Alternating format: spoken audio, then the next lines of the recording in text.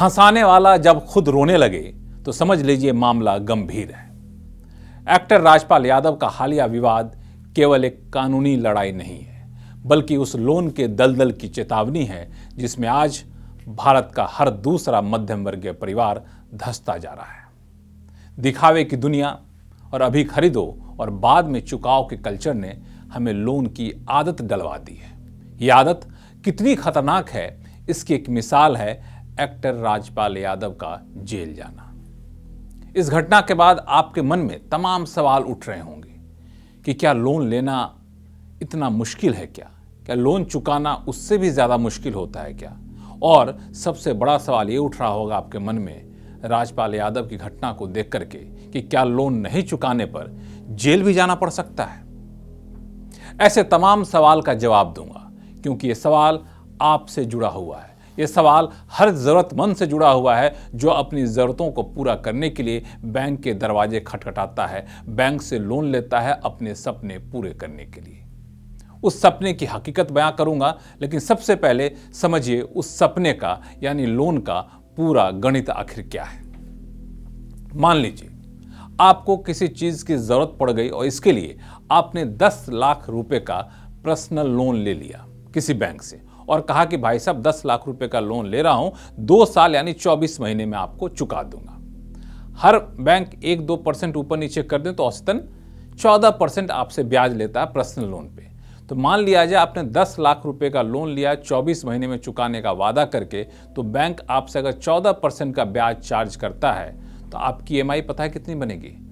48,013 रुपये। और 2 साल खत्म होते होते ये जो 48,013 रुपये है ना, हर महीने आपको देने पड़ेंगे। 2 साल खत्म होते होते यानी 10 लाख के बदले बैंक को आप कितना दे रहे होंगे आपको पता है? 11,52,309 रुपये, यानी 1.5 लाख रुपए सिर्फ और सिर्फ ब्याज के तौर पर दे रहे होंगे, उस ब्याज के लिए जिस पर आपने 10 लाख रुपए का लोन लिया था। यानी 10 लाख रुपए का 24 महीने में ब्याज आपको 1.5 लाख रुपए बैंक आपसे ले लेगा। चलिए, ये तो पर्सनल लोन की बात हुई। अब बात करते हैं जो सबसे ज़्यादा लोन लोग लेते हैं, वो होता है हर मध्यम वर्ग का अपना सपना होता है कि अपना घर हो, और घर के लिए लोन लेते हैं। तो मान लिया जाए आप घर के लिए 50 लाख रुपए का लोन लेते हैं, जिसको हम लोग होम लोन कहते हैं। तो 50 लाख रुपए का लोन लेते हैं तो अक्सर होम लोन पर बैंक आपसे 9% का ब्याज चार्ज करता है, कहीं 7.5, कहीं 8, कहीं 8.5, कहीं 9। मैं 9 मान के चलता हूँ। तो 50 लाख रुपए का आप लोन लेते हैं और वादा करते हैं कि 20 साल में हम चुका देंगे, और बैंक आपसे 9% का ब्याज लेता है। तो हर महीने 20 साल तक आपको 44,986 रुपये देने होंगे। अगर इस दौरान ब्याज नहीं बढ़ता है तो, ब्याज बढ़ा तो EMI बढ़ जाएगी। लेकिन चौंकिए मत, 20 साल बाद जब आप हिसाब करेंगे ना, तो आपको बैंक को कुल 1,07 लाख रुपए से ज़्यादा दे चुके होंगे। यानी 50 लाख रुपए का लोन लिया और 1,07 लाख रुपए से ज़्यादा बैंक को चुका दिया। यानी 50 लाख का घर और 57 लाख रुपए सिर्फ और सिर्फ ब्याज।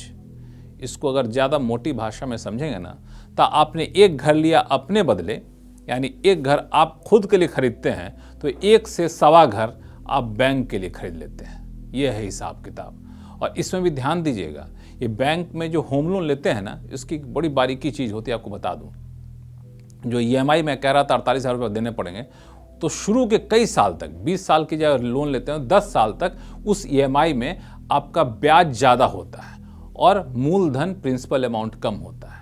यानी 10 साल चुकाने के बाद जब आप जाएंगे ना कहने कि भाई साहब हमारे पास बहुत पैसे हो गए, हम तो अपना होम लोन चुकाना चाहते हैं, हमने 10 साल चुकाए नहीं, आधा तो कम से कम खत्म हो गया होगा, तो आप जानकर चौंक जाएंगे। बैंक आपसे कहेगा नहीं जी, अभी तक तो आपने सिर्फ ब्याज चुकाया है, अब तो बचा है आपका मूलधन। तो हो सकता है कि पूरा का पूरा होम लोन आपको चुकाना पड़ जाए, उससे थोड़ा बहुत कुछ कटौती कर दे। तो ये एक बड़ा पेंच होता है होम लोन में, इसका ध्यान रखिएगा। अब बात करता हूँ आपको क्रेडिट कार्ड का। क्रेडिट कार्ड तो ऐसा जी का जंजाल है, तो पूछिए नहीं भाई साहब। पता है कितना उस पर ब्याज लगता है? 10%, 15%? नहीं, 36 से 48% का ब्याज देना पड़ता है भाई साहब। क्रेडिट कार्ड में आपको 36 से 48% का ब्याज देना पड़ता है। तो सबसे महंगा जो कर्ज होता है वो क्रेडिट कार्ड से शॉपिंग करते हैं तब आप। और इसीलिए मैं तो कई बार मानता हूँ कि बिल्कुल ये कानूनी डकैती है और 36-48% भाई साहब कोई ब्याज होता है क्या? पुराने ज़माने में जो साहूकार होते तो वो भी इतना ब्याज नहीं देते थे। और इसका एक और पेंच बता दूं, जैसे होम लोन में पेंच बताया ना आपको, वैसे ही पेंच इसमें एक होता है मिनिमम ड्यू का।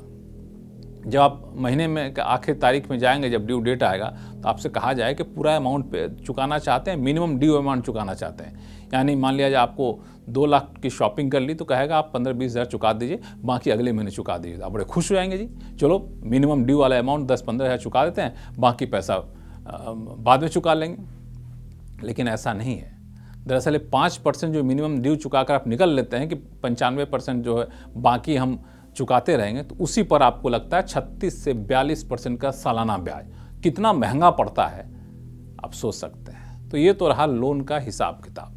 तो जब भी आप लोन लेने जाएं तो आप देख लीजिए कि जिस ज़रूरत के लिए लोन ले रहे हैं और जितना आप चुका रहे हैं लोन में, क्या वाकई वो ज़रूरत उसके हिसाब से है क्या, या सिर्फ शौकिया तौर पर आप लोन ले रहे हैं। इसलिए मैं कहता हूँ लोन लेना गुनाह नहीं है। लोन लेने के पीछे मकसद क्या है, ये सबसे ज़रूरत है। और लोन लेकर क्या आप जितना पैसा दे रहे हैं उससे ज़्यादा का फ़ायदा कर पा रहे हैं क्या, ये भी ध्यान दीजिएगा। तो लोन का गणित बिल्कुल बैठा लीजिएगा। अब मामला है मूल मुद्दे का। अक्सर लोग पूछते हैं कि लोन नहीं चुकाने पर क्या होता है, क्या जेल जाना पड़ सकता है क्या? भाई साहब, जेल तो नहीं जानी पड़ेगी, लेकिन जेल जैसे हालात ज़रूर हो जाते हैं, क्योंकि बैंक आपकी आर्थिक कमर तोड़ देता है। अगर आपकी एक EMI बाउंस होती है, यानी 1 महीने आपने किस्त नहीं चुकाया, तो बैंक आप पर 250 रुपये से लेकर के 750 रुपये तक का बाउंस चार्ज लगाता है। और फिर जो बकाया रह गया रकम, जो लोन आपने नहीं चुकाया, उस पर 2% प्रति माह की दर से पेनल्टी लगाता है। यानी जो ब्याज आप दे रहे थे, उस ब्याज पर भी आपको पेनल इंटरेस्ट देना पड़ेगा। अब सोचिए कितना महंगा पड़ता होगा। अगर आपने 90 दिनों तक, यानी 3 महीने तक आपने EMI नहीं दी, तो आपका लोन NPA घोषित हो जाता है, जिसको कहते हैं नॉन परफॉर्मिंग एसेट। यानी बैंक मानता है कि भाई अब इससे EMI आने वाला है नहीं। अब जब NPA घोषित हो गया, तो इसका बैंक आपको क्या करता है, 60 दिन का समय और देता है। भाई साहब दे दीजिए पैसा, अब बहुत हो गया, EMI दे नहीं रहे तो पैसा तो चुका दीजिए। फिर भी अगर आप पैसा नहीं चुका पाते हैं, कई लोगों की मजबूरी होती है, पैसा नहीं चुका पाते हैं, तो एक सरफासी एक्ट होता है। उस सरफासी एक्ट के तहत बैंक आपकी प्रॉपर्टी जब्त कर लेता है और फिर उसको नीलाम कर देता है, और नीलाम करके उसका पैसा अपना बैंक अपने पास रखता है, अपना लोन चुकाता है। आपकी प्रॉपर्टी जो आपने रखी थी गिरवी, वो आपकी चली गई। अब हालांकि एक और धंधा चल रहा होता है आजकल बड़ा तेज, वह है रिकवरी एजेंट का। बैंक वाले फ़ोन करवाएंगे रिकवरी एजेंट से, आपको परेशान किया जाएगा। कई लोग गाली गलौज तक उतर जाते हैं, आपको उठा के लाने की धमकी देते हैं। हालांकि RBI ने यहाँ साफ कर दिया है कि कोई रिकवरी एजेंट आपको मानसिक रूप से परेशान नहीं कर सकता। वे केवल सुबह 7 बजे से शाम 7 बजे के बीच ही आपको फ़ोन या कर सकता है या फिर आपसे मुलाकात कर सकता है। ये तो रही बात रिकवरी एजेंट की। तो अब तक आपने देखा कि लोन नहीं चुकाने पर क्या होता है, आपकी प्रॉपर्टी जब्त कर ली जाती है बहुत से बहुत। फिर सवाल उठता है कि भाई साहब जेल तो जाना नहीं पड़ा, तो फिर राजपाल यादव क्यों जेल चले गए? बिल्कुल सही सवाल है। दरअसल ये जो मामला है लोन का ना, इसमें सिविल बनाम क्रिमिनल का मामला होता है। लोन नहीं चुकाना अपने आप में एक सिविल ऑफेंस है, यानी दीवानी मामला है। इसमें जेल नहीं होता है, क्रिमिनल ऑफेंस नहीं है, आपराधिक मामला नहीं है। यानी सिर्फ पैसे ना होने की वजह से आपको जेल नहीं जाना जाएगा, होगा, ये तय हुआ। अब पूछेंगे जेल कब जाना होता है भाई? तो जेल सिर्फ 2 हालात में जाना होता है। पहला, चेक बाउंस के मामले में। दरअसल आप ध्यान देते होंगे कि जो आप लोन लेने जाते हैं तो बैंक वाले कहते हैं ठीक है, सारा हिसाब किताब तो बराबर है, कागज बहुत दुरुस्त है, आपका पैसा करिए, जिस बैंक से EMI आनी उस बैंक का हमको ब्लैंक चेक दे दीजिए। बैंक के नाम आप चेक काट देते हैं, साइन कर देते हैं, और 2 साल का है तो 48 चेक, कुछ ऐसे चेक आप दे देते हैं उसको। अब ये जो चेक होता है ना, ब्लैंक चेक, बड़ा ही घातक हथियार होता है।